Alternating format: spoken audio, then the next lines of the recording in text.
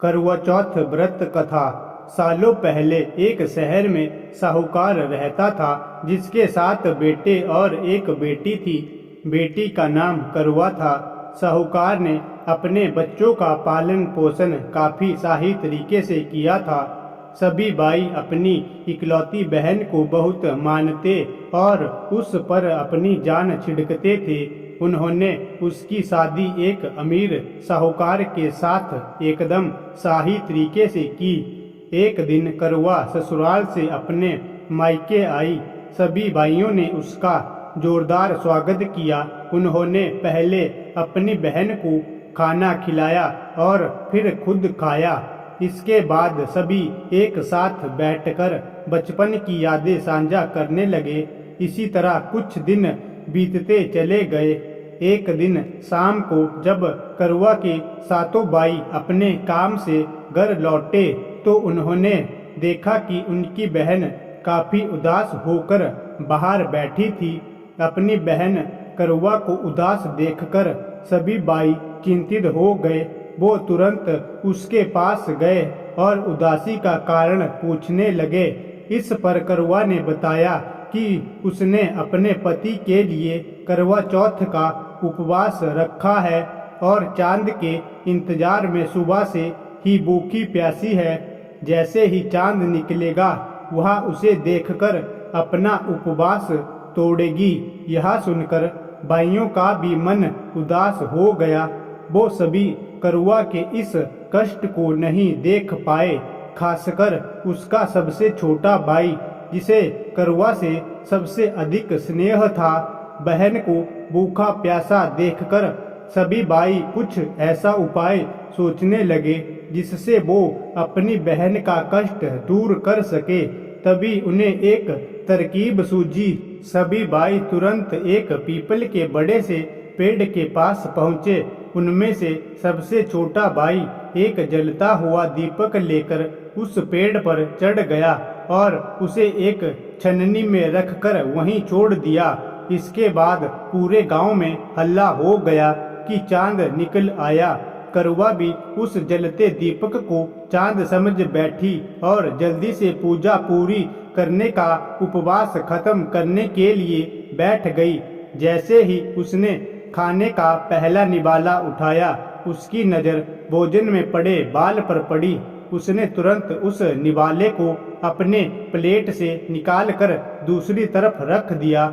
इसके बाद उसने दूसरा निवाला अपने मुंह में डाला। तभी उसके दांतों में एक कंकड़ आ फंसा। उसने झटपट उस निवाले को भी प्लेट से हटा दिया। इसके बाद उसने तीसरा निवाला अपने मुंह में रखा कि तभी उसे एक बुरी खबर मिली। करवा को पता चला कि उसके पति की मृत्यु हो गई। यह सुनते ही करवा पूरी तरह से टूट गई और जोर जोर से रोने लगी। कुछ समय बीतने के बाद उसे अपने पति की मृत्यु की सच्चाई का पता चला। उसे जानकारी मिली कि उसके भाइयों के कारण उसने दीपक को चांद समझ लिया था और अपना उपवास खत्म किया था। इस वजह से देवता नाराज हो गए और उसके पति को मृत्यु दंड की सजा सुनाई। सच्चाई का पता चलने के बाद करवा ने अपने पति का अंतिम संस्कार नहीं करने का प्रण लिया। देखते देखते 1 साल बीत गए। करवा अपने पति के मृत शरीर के पास ही बैठी रही। वह रोजाना अपने पति के शव को साफ करती और वह उगने वाली घासों को भी हटाती रहती। 1 साल के बाद फिर से करवा चौथ का पर्व आया। हमेशा की तरह सभी महिलाएं इस व्रत को करने के लिए एक साथ जुटी। इसमें उसकी 7 भाभी भी थी।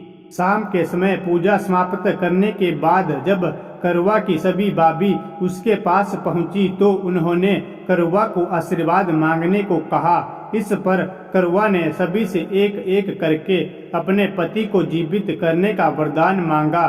करवा की यह मांग उसकी भाभी पूरी नहीं कर सकती थी। उन्होंने करवा को समझाया भी, लेकिन वह नहीं मानी। फिर उसकी एक भाभी ने बताया कि उसके छोटे भाई की वजह से ही ऐसा हुआ है, तो उसकी छोटी भाभी ही इस स्थिति को ठीक कर सकती है। यह सुनकर करवा अपनी छोटी भाभी के पास गई और उनके पैर पकड़कर अपने पति को जीवित करने का आशीर्वाद मांगने लगी। पहले तो उसकी छोटी भाभी ने बहुत टाला, लेकिन अंत में उसकी छोटी भाभी ने अपनी तर्जनी उंगली को काटकर उसमें से अमृत की एक बूंद करवा के मृत पति के ऊपर डाल दी।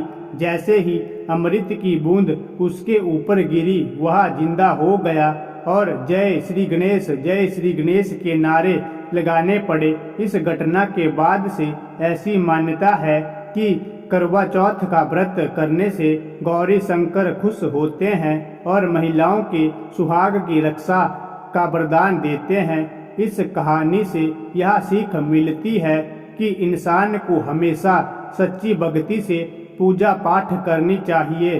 अगर इसमें किसी प्रकार की कमी रहती है तो उसके बुरे परिणाम भुगतने पड़ सकते हैं।